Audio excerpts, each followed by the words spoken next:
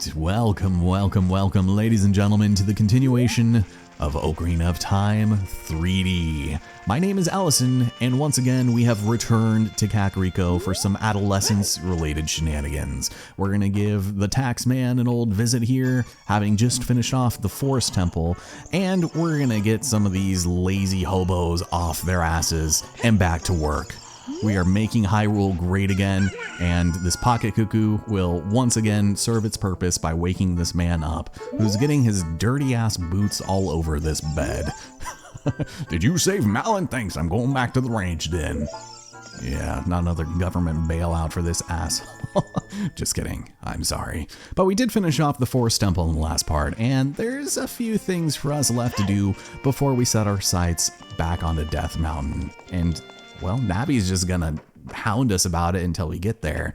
But we have the fairy bow, which means we can make the most out of the shooting gallery. It costs 20 rupees for a single shot, and we have 10 targets to hit, so let's hope my gyroscoping does not fail me now.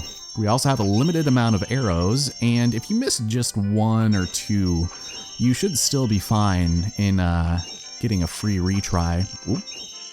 It's not as precise as the 2DS that I practice on, but that's all right.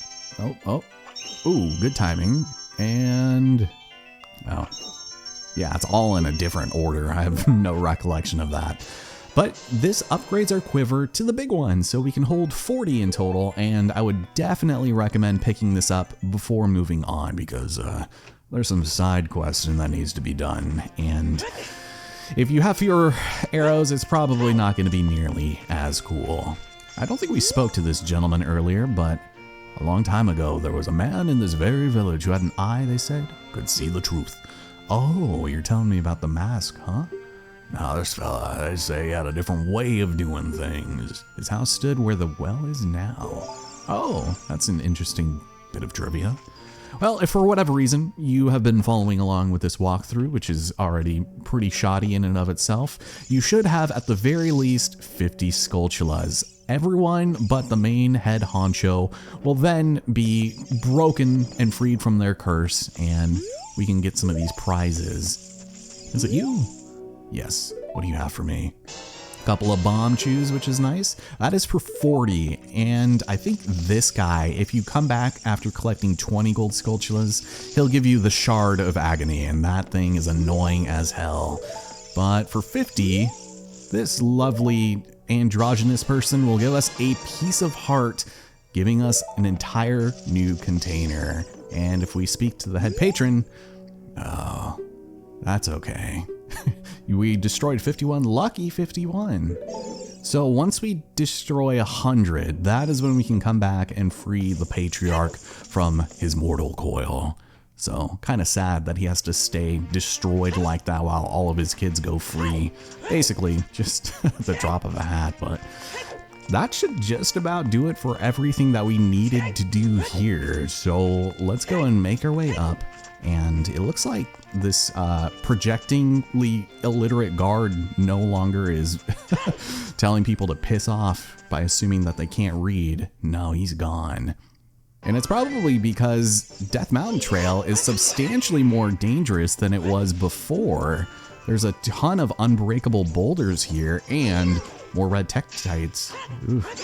But there's also rolling rocks, which are disgusting, and people who are a fan of those should really try a different alcohol of choice, if not sobriety. But you do want to be careful because we can actually return to Dodongo's Cavern as an adult. And this is something that I did hint at before, but there are two things we still need to grab here. And the things are more or less exactly the same as they were before. I don't think I'll be able to reach this before it goes up. Oh my god. Well, Go-Go Gadget Extendo Arms activate for Mr. Link, apparently. Ooh, get out of here, Beamos. But we would head back over here. Main reason for this being is that the baby dongs are still babying for some reason. And I guess they're just...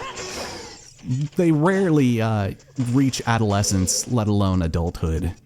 So thanks for the bombs, I guess. I'm gonna get rid of... well, actually, I don't need to get rid of any others because With the power of Pierre on our side, we can reach something that we otherwise could not before. You just have to be in the right spot. You can even kind of hear it. But just keep on singing the laws and go and hookshot your way up here. Go and bust that and get ourselves, ooh, the most incredible upskirt known to man. Beautiful. And there is one more. This one you can only grab as an adult, but this next one you could have come back here with the boomerang if you really wanted to and picked it up then. Wait. Okay, good. I was gonna say, because we actually do need this shortcut back up, which we activated at the beginning of the episode where I was talking about my computer exploding. Oh, hi. Thank you for just now telling me this information 7 years later. But as it turns out, things are looking pretty good on that front. We are fortunate enough to be able to have a new power supply, and now I'm just waiting for a graphics card, and I don't think it got destroyed, which is good. We don't need to go in this direction. We actually have to go kind of back over here. But yeah, it turns out like not a lot really did end up getting destroyed. It was mostly just the power supply, and the motherboard looked to be fine. The RAM's okay, graphics card seemingly okay, but we'll see. Still waiting on a component or two, but hopefully that ends up coming through a little bit sooner than not, because I'd really rather not record more via these 3 laptops. Jesus Christ, brother.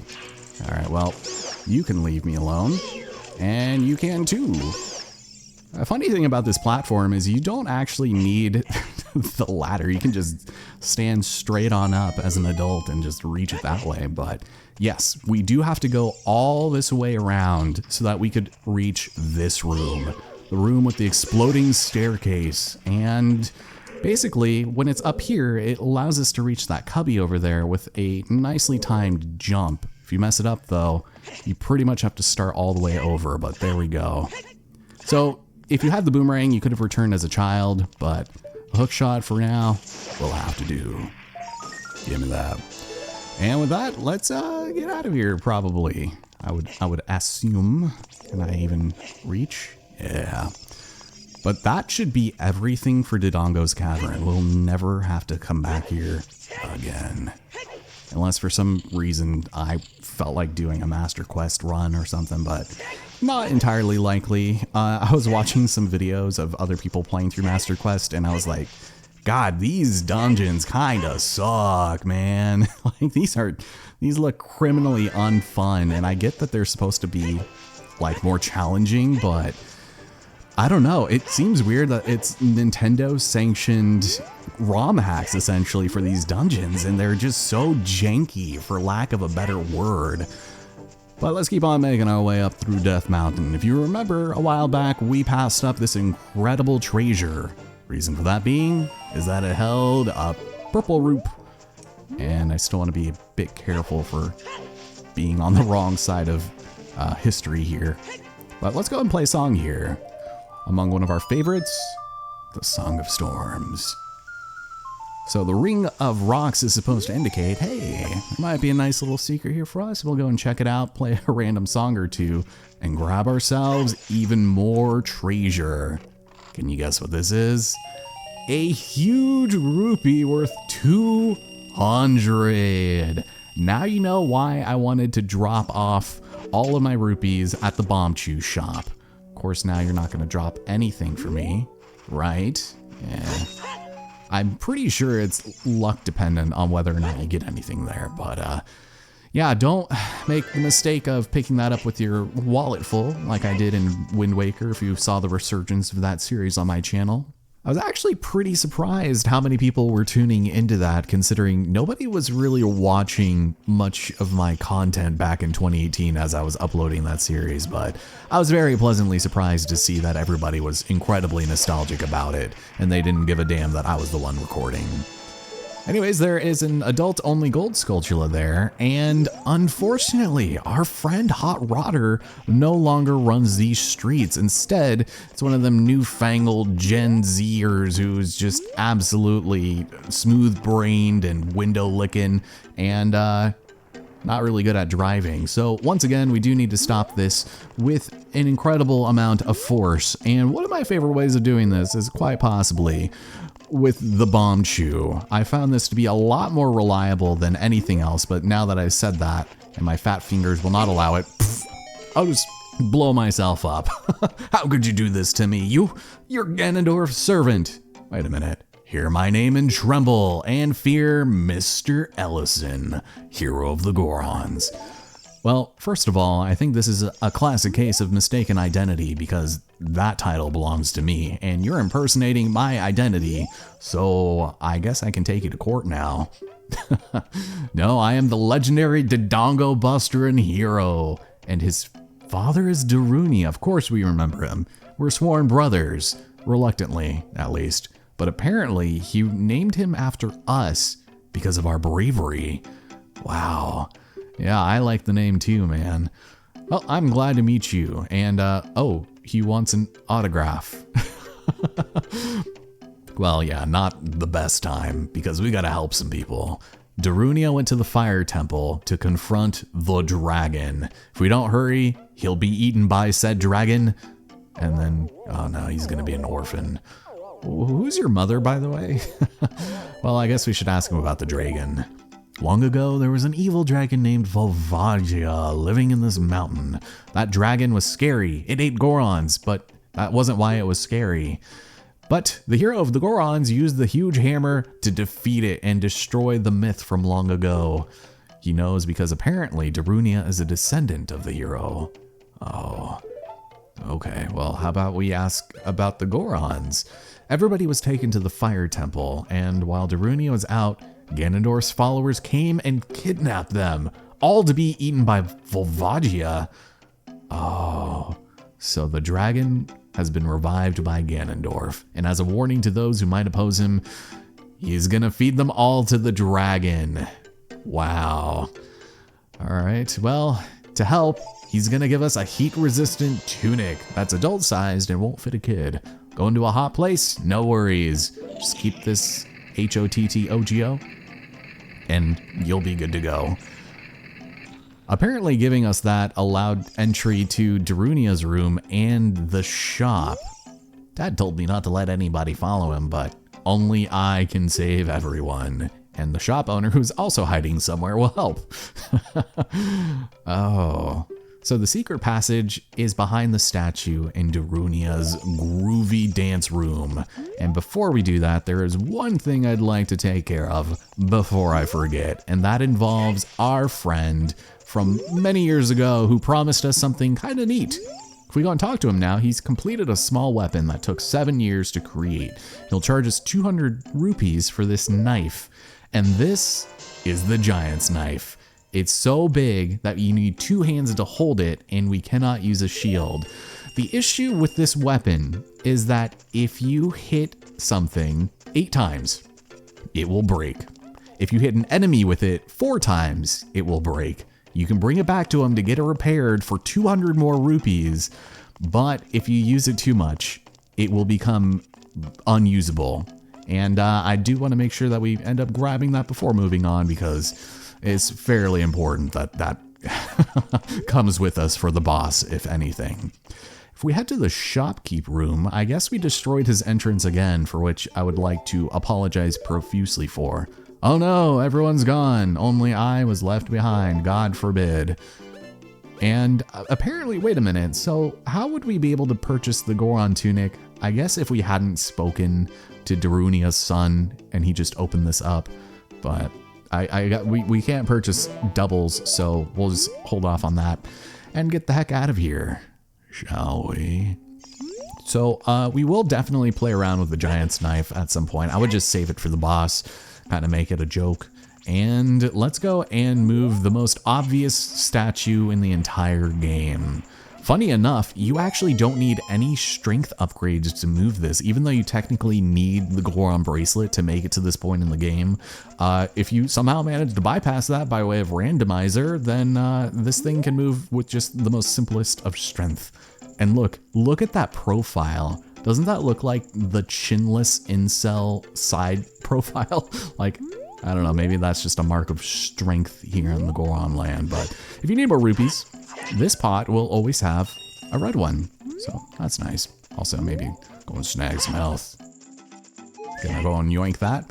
And let's step back into Death Mountain Crater, but from somewhere a little different. It's a little hot in here, so let's go and equip our favorite and also our second favorite for Roar's Wind there. But we'll go and swap on over to the Goron Tunic, and now we don't have to worry about, you know, sweating our balls off here. No, we'll be fine. So if you want to, I'm sure you could probably jump over there, but I'm gonna hook shot, and we're gonna have a nice conversation with our old friend Sheik. What are you doing here? It is something that grows over time, a true friendship, a feeling in the heart that becomes even stronger over time. The passion of friendship will soon blossom into a righteous power, and through it, you will know which way to go. The song is dedicated to the power of the heart.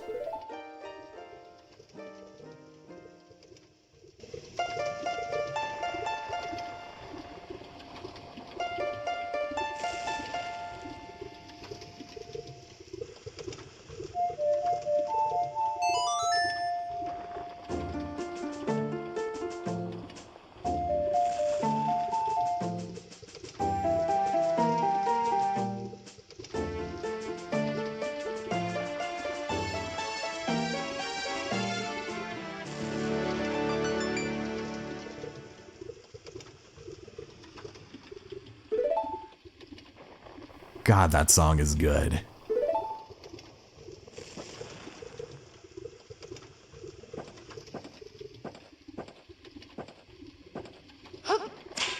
Go ahead and blind my eyes again. Oh, there was no flame wall that time. Weird. Okay, well, I think I actually have the footage of Link freaking out because Sheik throws up a flame wall to stop us from approaching and then blinds us again. But for some reason, that didn't load here. That is really, really bizarre. But the Bolero of Fire will allow us to come back here at any point we'd like, and the Fire Temple lies ahead. However, there is one slight order of business I would like to attend to before stepping inside, and that involves a return to childhood. And with the prelude of light and the Bolero of Fire, that's going to make this trip pretty easy. So I'll meet you guys back here in just a moment. Ah, damn, it feels good to be back, even though I'm a child and I have less hair on my chest than ever before. Oddly enough, there is a patch of soft soil here that we can plant a magic bean in, which kind of makes you wonder what hostile conditions this thing can thrive under. But that's alright. We'll go ahead and grab ourselves another Skulltula, and then we'll probably just be on our merry way. We have plenty of time to wait here. That is, so long as they decide they want to join us. And oof, that was close. Let's see. Oh man, might as well just walked right into it. And as far as other things are concerned, you can't do much from this side as a child. I mean, I think that's literally the only reason why you'd want to come here. If you wanted, you could head over here and, ooh, there's a red rupee. That seems dangerous, but eventually you'll be able to grab another over there, but we can't exactly reach, and that is a lot of money. That seems different than normal. But let's go back to adulthood and get this show on the road. I have a feeling we're not going to make it very far. Also, my tunic is like sticking to the inside of my... Nah, never mind. See you in a minute. And just like that, we're back, baby. So, as you could have imagined, an incredible flying saucer of sorts has decided to propel us clear up here, and also, sometimes, it will try to decapitate you. That's not very nice. But we grab the swelteriest piece of heart of them all, and we don't even give a good goddamn. If you want, it could take you over there, but we already grabbed that piece of heart a while back, so Let's go and drop down with our breaking our brittle little ankles, and we're gonna take a slight look at what the fire temple has for us. This place is pretty massive, and one of my favorite aspects about it is the fact you get to hear Link's death yell. So much for protecting those dainty little ankles of ours, but welcome to the fire temple. This place is something else. There is a door over there that won't lead to much. We have some fire keys in here and a lot of locked doors. This is among one of the most small key related dungeons in the game, second only to the Gerudo training grounds, which is saying a lot because that's the entirety of that dungeon. But locked door over there, we're going to be seeing a lot of those. And this door, which should take us to the penultimate boss room, where we reunite with none other than our sworn brother Darunia. Oh, it really is you. I was wondering where you've been all of these years. I want to have a man-to-man talk with you, but now is not the time. Just know that you need to use protection. Defense wins championships, brother. But no, Ganondorf is causing trouble again and revived the evil ancient dragon Volvagia. On top of that, he's going to feed my people to that evil dragon as a warning to other races who might resist him. So basically what your son just said, which, can we talk about that for a minute? But yeah, God forbid that the dragon escapes and burns Hyrule down to a crisp. So he's gonna, of course, do the dumb thing and run on ahead without the legendary hammer that is needed to defeat it. So he's asking us, as his sworn brother, which we had absolutely no say in, that while he's trying to kill the dragon and be a hero, that we save the people. The prisoner cells are in the opposite direction. Oh. So he's a jerk because he locks the door behind him. So ourselves, we need to find another boss key to follow him. But I think what arguably makes him worse is the fact that he just completely ignores this poor prisoner right here. Brother, you could have saved this guy so easily, gotten backup or anything, but he just left this guy here to his own devices.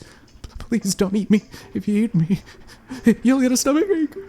Oh, you'll be sorry. Wait, now I want to eat you even more. Here, get out of there. He's like, oh, it's just a puny human. I can snap you like a twig. Yeah, you are free to go. I'll tell you a secret. Assuming that you probably weren't going to tell me unless I saved you. Not very cool. But to get into the boss room, we have to do something about the pillars stuck in the ceiling. Oh. So we're going to have to rescue like 6 or 7 more of those guys, and the way they walk off is so funny because they raise their hands up like they're getting ready to go choose out a dessert or something at the buffet. It's like, ooh, the key lime pie looked really good, and he's like flittering his fingers, but I don't know. I can't really say that I follow that this pillar needs to come down for us to make it over there to the boss room, because you can make it there. The only thing that's stopping us is no boss key. And if you say damage boosted clear over there, you would be able to make it. So that Goron is a bold-faced liar. But hey, at least he's got a key for us. And this is the first of many that we'll be using to continue our adventure through the fire temple. Before we head back, I would like to check something out over here, which I would like to call the tutorial corner. A staple of most, if not all, Zelda games is that usually you'll find yourself at odds with a little spot where they give you some health, some fairies, and also falling into the drink. Cool, man. So, interestingly, the fire tunic, or the Goron tunic, it doesn't necessarily stop all fire damage, but if you weren't wearing it, you would take damage a lot faster there. Now, can Link make the simple hop? There we go. Instant karma. Don't you love it? But here we've got ourselves a fairy, and I'm not going to worry about putting one in a bottle. We're going to have to get rid of all of our bottled items anyway, and I think I only have 1 bug left, so we're looking good on that front. But next time, we're going to take on a bulk of this dungeon. There is a lot to it, and since we're still pretty early on, I don't want to get started too much. Hello. All right, I guess we'll take on these keys because we have to kill more than 2 keys and like 2 Tektites. But this area is not one of my favorites, but I do enjoy it a lot. Ooh, that was a good shot.